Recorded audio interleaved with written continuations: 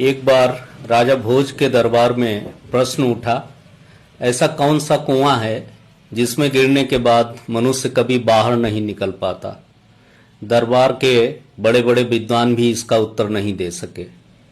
तब राजा ने राज पंडित से कहा, 7 दिनों में इसका उत्तर लाओ, वरना तुम्हें पद और सम्मान छोड़कर नगर से जाना होगा।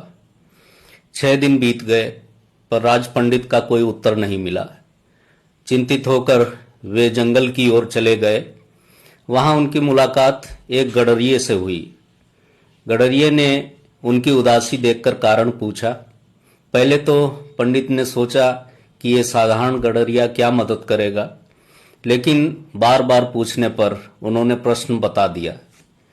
गडरिया बोला, मेरे पास पारस है, उससे सोना बनाकर तुम बहुत धन पा सकते हो, लेकिन एक शर्त है, तुम्हें मेरा चेला बनना होगा।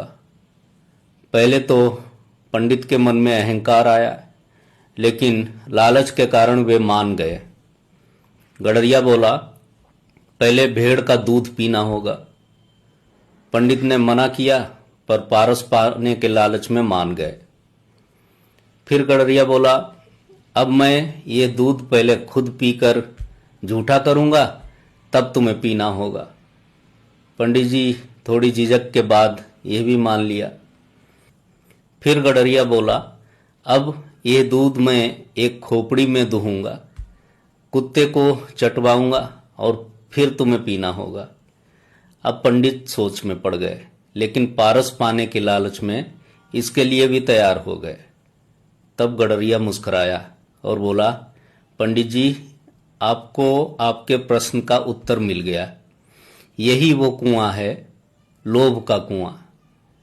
इसमें जो गिरता है वो धीरे धीरे अपनी मर्यादा, विवेक और आत्मसम्मान सब खो देता है और बाहर निकलना कठिन हो जाता है।